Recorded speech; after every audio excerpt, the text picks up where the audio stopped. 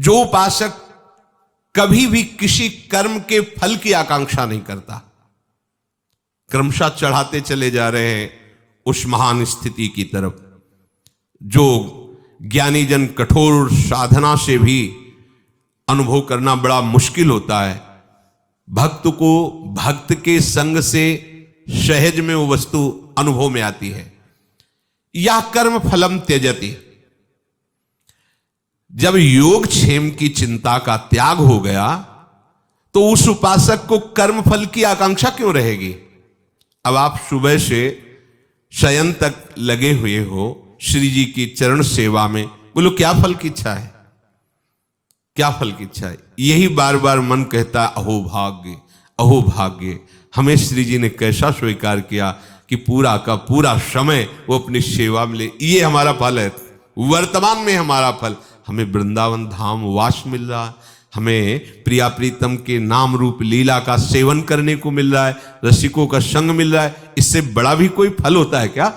हरिराम व्यास जी कहते परम पद किसको कहते हैं, मैं बताता हूं, भगवत प्रेमी महात्माओं का निरंतर संग ये परम पद है। आप परम पद में विराजमान हैं। तो कर्म फल की आकांक्षा ऐसे मार्ग के पथिक को नहीं होती। इसका फल क्या होगा, यही फल है जो हमें मिल रहा है। श्री हरिवंश नाम नित कहो, नाम प्रताप नाम फल हो। इसी नाम में प्रीति हो जाए, धाम में प्रीति हो जाए, इनकी सेवा में प्रीति हो जाए, इनके गुण गायन श्रवण में प्रीति हो जाए, इससे बड़ी और कोई सिद्धि नहीं, कोई फल नहीं इससे बड़ा। उपासक किसी भी कर्म फल की आकांक्षा न करे, भजन न करे निमित्त लय, ये हो जाए ये हो जाए, नहीं, चिंता मत करो। अखिल कोटि ब्रह्मांडों के ईश्वर कह रहे हैं योगक्षेमम भाम्यम, तुम क्यों चिंता करते हो, अपनी आदत क्यों बिगाड़ रहे हो। निष्कामता की तरफ बढ़ो। वो खुद एक आपको आंतरिक रहस्य की बात बता रहे हैं। जो अपना भार स्वयं लेता है वो जलता रहता है, परेशान और अशांत रहता है। जो प्रभु के भरोसे पर आनंदित होकर सब भार उनके ऊपर डाल देता है तो चिंता उनको होती। चिंतामणि प्रणमताम ब्रजनागरी नाम, चिंतामणि चतुर चिंतामणि चिंतित हो जाते हैं उसके लिए। और भक्त बेपरवाह होकर व्यास भरोसे कुंवर के सोवत पांव पसार, न स्वार्थ की चिंता, न व्यवहार की चिंता, न परमार्थ की चिंता, बैठे हैं आपके भरोसे पर। क्या लेने के लिए, कुछ नहीं, कुछ नहीं। भजन क्यों करते हो, रहा नहीं जाता। जैसे अफीमची को अफीम खाए बिना नहीं रह जाता, ऐसे हम राधा बोले नहीं रह सकते। इसका फल क्या है, यही राधे तिमम जीवनम, ये मेरा जीवन है। जैसे श्वास के बिना मर जाओगे ऐसे राधा नाम के बिना हम मर जाएंगे। ये बात आ जानी चाहिए। हम जी नहीं सकते। अगर प्रभु भी कहे कि हम तुम्हें सबसे बड़ा भक्त मानेंगे, आज से तुम्हें हमारी कसम में नाम छोड़ दो, उपासक की दम नहीं, ताकत नहीं कि छोड़ दे। वही उपासक, यही मिला नाम का फल, यही नाम का फल है कि अगर आराध्य देव भी परीक्षार्थ कह दें कि ऐसा, तो रुक ही नहीं सकता। भले दंड दो, भले नरक भेजो, पर अब ये छूट नहीं सकता। लागी लगन छूटे नहीं, जीभ चोच बर जाए, मीठो कहा अंगार में जाहि चकोर चबाए। ये भगवत, जब तक भगवत मार्ग में ऐसा उत्साह नहीं होगा, ये फल फूल की बातें तब तक चल ही नहीं सकते। अनुकूलता की मांग, प्रशंसा की मांग, प्रतिष्ठा की मांग, सुख की मांग, ये आपको भगवत मार्ग में नहीं चलने देगी। अगर हमारा संबंध शरीर के संबंधियों से बना हुआ है तो भगवत संबंध दृढ़ नहीं होगा। तो आए किस लिए हैं, भगवत संबंध दृढ़ करने के लिए। तो फिर हमको चाहिए कि सबकी ममता ताग बटोरी, मम पद मन ही बांध बर डोरी। लोक संग त्याग और लोक बंधन त्याग, देखो बड़ी सूक्ष्म वृत्ति है। पूज्य श्री रघुनाथ दास गोस्वामी जी के जो पूर्व पिता थे, बड़े ऐश्वर्य संपन्न थे। जब देखा कि बेटा ऐसी वैराग्य वृत्ति धारण, तो उन्होंने रसोईया, सामग्री, नौकर चाकर सब भेजे थे, स्वीकार नहीं किया। उनके वैराग्य ने स्वीकार। प्रभु से प्रेम बंधन बांधने के लिए ये लोक बंधन तोड़ना ही होगा, ये लोक बंधन नहीं। अगर लोक बंधन है तो भगवत बंधन। तो देखो उन महापुरुष की कैसी स्थिति थी। सोवत हु रसना रटे राधा कृष्ण सुनाम, सुषुप्ति में है पर जिभ्या राधा कृष्ण, ऐसा उच्चारण हो रही। प्रभु के रहस्य, प्रभु के प्रभाव, प्रभु के तत्व के साथ हमें तन्मय होना है। तो मृत्यु में दुखालय इस शरीर के भोग और संबंधियों की, ये जो हमारी ममतामयी वृत्ति है, संबंधमयी वृत्ति है, यही अज्ञान, इसको तोड़ना ही पड़ेगा। अंदर से इस विषय को विचार पूर्वक देखिए, क्या आप ऐसा कर रहे हैं? परमार्थ के पथि के भगवत प्राप्ति के लिए चल रहे हैं इस मार्ग में, पर आप राग और पुष्ट कर रहे हैं, राग त्याग नहीं रहे हो। प्रश्न करते हैं कि भगवान इतने छलिया क्यों हैं, क्यों हमारे सामने नहीं आते, छुपे? कब मिलना चाहते हो भगवान से? कौन मिलना चाहता है? जब किसी से मिलने की बात आती है तो आप अपने हृदय में देखो, क्या दूसरी याद आती है? अगर उसने कह दिया है कि 10 बजे मिलेंगे तो बार बार घड़ी पे नजर जाती है। वैसा लगता है कि अभी तो 5 बजे, 5 घंटे हैं, मतलब 5 कल्प की तरह समय व्यतीत होता है। एक एक मिनट लगता है घंटों में हो गया, 1 मिनट लगता है घंटों हो गया, ऐसा लगता है। 5 घंटे कितना हमें सहना पड़ेगा। उसे कुछ नहीं दिखाई देता, बस बार बार हृदय तड़पता है कब वो आवे और मैं कब उनसे मिलूं, किसी से भी मिलने की भावना। और फिर जगत के अनंत महिमा में जो स्वामी है, उन प्रभु से तुम्हारा प्यार हो गया है और तुम उनसे के दर्शन करना चाहते हो, मिलना चाहते हो। कैसी बात कर दी। नहीं खान पान ते भावे है, नहीं कोमल वसन सुहावे है, सब विषय लगे ते खारा है, हरि आशिक का मग न्यारा है। बातें करते हैं भगवत दर्शन करना है, भगवान क्यों नहीं दर्शन देते? भगवान तो तुम्हारे सामने है, तुम दर्शन करना कहां चाहते हो? अगर करना चाहते तो बस पर्दा हटाना है, त्रिगुण माया का पर्दा हटा। हाँ, कि जड़ चैतन्य कछु नहीं दिखत, जित दिखत तित श्याम खड़े। आ गई बात। छलिया तुम हो कि प्रभु छलिया है? छलिया तो तुम हो। तुम ही कपट करके प्रभु से बात करते हो। खुले हृदय से बात करो ना। रखते हो ममता शरीर से और भोगों से और संसार के संबंधों से, और बात करते हो मेरे प्राणनाथ प्रभु आप मुझे क्यों नहीं मिलते। ये छलिया है, छल भरे वचन है। हृदय से बोलो कि कोई नहीं मेरा, और वो आचरण में उतार लो कोई नहीं तेरा, तो आपको दिखाई देगा कि हर समय वो दुलार कर रहे हैं। ये कोई बातें नहीं है। ये जो भगवत प्रेमी महात्मा पूरा जीवन भगवान के भरोसे और आश्रय में गुजारने वाले हैं, अगर इनको अनुभव ना होता तो किसके सहारे जीवन चला, किसके सहारे वो जी रहे हो? कोई पक्षपात लेके थोड़ी भगवान की जय बोलते हैं। उनकी छाती जय बोलती है, उनका हृदय जय बोलता है, उनका रोम रोम। तो उनको पता है ना कि मेरे प्रीतम कितना प्यार करते हैं। आपने न जाने कितने प्रियतम बना रखे हैं, और फिर कहते हो श्री कृष्ण प्रीतम मिले नहीं। कैसी बात करते हो? देखो ना, जिनको श्री कृष्ण प्रीतम लगे उनकी दशा देखो ना, शास्त्रों में वर्णन है कैसी दशा। पूरी रात निकल जाती है, एक पलक भी नहीं झपकती, आंखें रास्ता देखती रहती, कब मेरे प्रभु आएंगे। दरस बिन दुखन लागे नैन, कभी भी चैन नहीं मिलता, कुछ अच्छा नहीं लगता। ऐसी व्याकुलता कि प्राण ऐसे फूल जैसे लगते हैं। अगर प्राण चढ़ाने से प्रीतम मिले तो करोड़ों प्राण न्योछावर उनके चरणों में।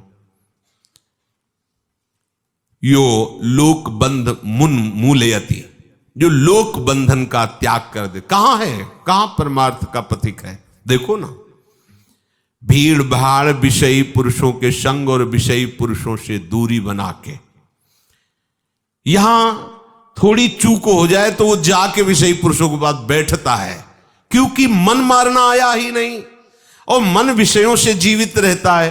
अब वो विषयी पुरुषों के जा चोरी चोरी चुपके चुपके से भाग करके विषयी पुरुष। क्या ये कर रहे हो तुम? स्वयं अपना नाश कर रहे हो। परमार्थ के मार्ग में कदम रख करके स्वयं ऐसी गलती कर रहे हो जिससे तुम्हें ये जो सुविधा मिली है मनुष्य शरीर की, भगवत भक्ति की, ये सब छिन जाए। ऐसा क्यों करते हो? तुम अपने स्वार्थ को भी नहीं जान पा रहे हो। मन बुद्धि की चाल में आकर के ऐसे दुर्लभ तन को, ऐसे दुर्लभ संग को, ऐसे दुर्लभ लाभ को आप समझ नहीं पा रहे।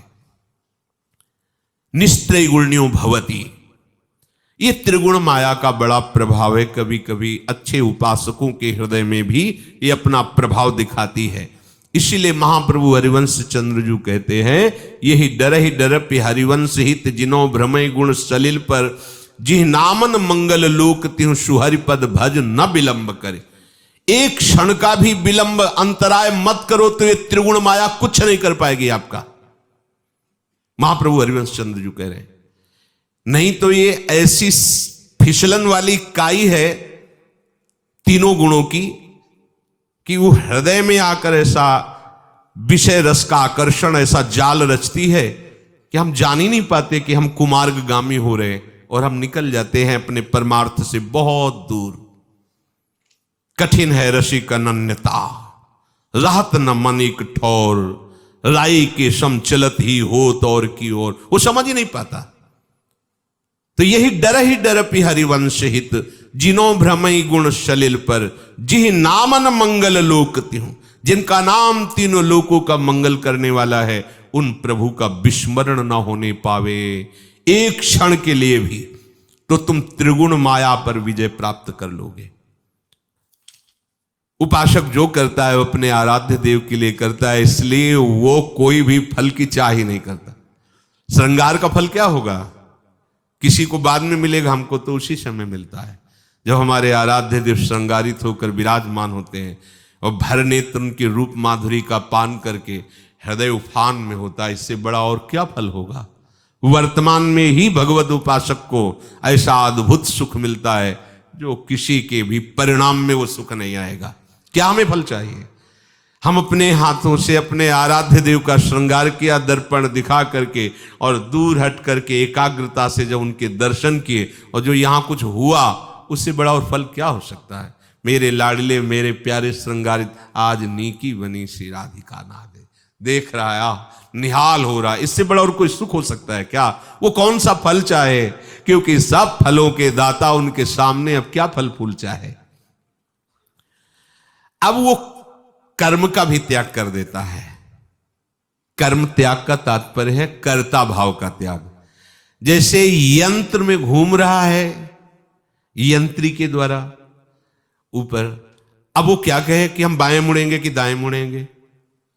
जो कछ हुए सब तिहारी कृपा से बिहारी बिहारिन, और सब मिथ्या प्रपंच भाषिए, मैं ये करता हूं सब झूठा। अपने द्वारा जो नेत्र खुलने से लेकर नेत्र मुंदने तक चेष्टाएं हो रही, वो मेरी नहीं हो रही, मैं नहीं कर रहा हूं। लाडली लाल का प्रताप गुरु कृपा हर समय हमें लगाए हुए है। तो कर्म भी नहीं कर रहे, तो कर्म फल की आकांक्षा भी नहीं है, सेवा बन रही है, सेव्य मुस्कुरा रहे हैं, यही हमारे जीवन का परम लाभ है। वो कर्म और कर्म फल दोनों का त्यागी होता है। ततो निर्द्वंदो भवति, अब उसके हृदय में कोई भी द्वंद अपना प्रभाव नहीं डाल सकते। मान अपमान निंदा स्तुति लाभ हानि ऐसी ऊंचाई पर चढ़ गया। वेदानपि संन्यस्ति केवल मौछिन्न अनुरागम लभते, वो उपासक ऐसी वेदातीत स्थिति को प्राप्त हो रहा है कि अब उसके आराध्य देव की तन्मयता में वेद सिद्धांत भी नमस्कार करके त्यागने योग्य हो गए। आराध्य देव की तन्मयता में, उनकी सेवा में, उनके तत्सुख भाव में जब वेद सिद्धांत आए तो उनको भी नमस्कार। वेदान, ये देवर्षि नारद जी बोल रहे हैं, वेदान्नपि संन्यस्त सा केवल मौछिन्न अनुरागम लभते। आज ये ग्रह, आज ये नक्षत्र पर्दा कर दो, आज सेवा नहीं होगी, आज तो कुदिन है, आज तो सुदिन है, खत्म। वेदान्नपि संन्यस्ति केवल मौछिन्न अनुरागम लभते, वो केवल प्रेम को ही देखता है, प्रेम को ही सुनता है, प्रेम की ही सेवा होती, प्रेम में ही जीवन है, प्रेम ही उसका विश्राम है। आठों पहर अपने आराध्य देव के अनुराग, किसी की कोई परवाह नहीं। सुंदरदास जी कहते हैं, न लाज तीन लोकन की, न वेद को कहो करे, न शंख भूत प्रेत की, न देव जच्छते डरे, सुने न कान और की, दृशे न और इच्छना, किसी की बात भी कान से नहीं सुननी, बस आठों पहर अपने आराध्य देव में। सिद्धांत है ये, प्रेम का सिद्धांत है।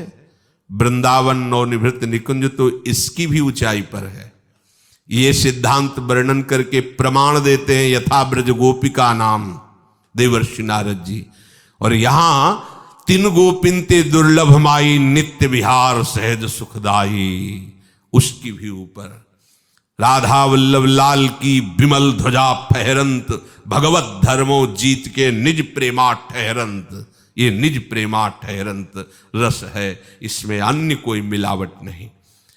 अब जिसकी ऐसी स्थिति हो गई है, सही बात पूछो, पता नहीं होना चाहिए तुम्हें। अगर पूछा जाए आज कौन सा वार है, तो आप ऐसे करने पर भी आपको पता न चले आज कौन सा वार है, आज कौन सी तिथि है, पता नहीं होना चाहिए आपको। कैसे पता चला आपको?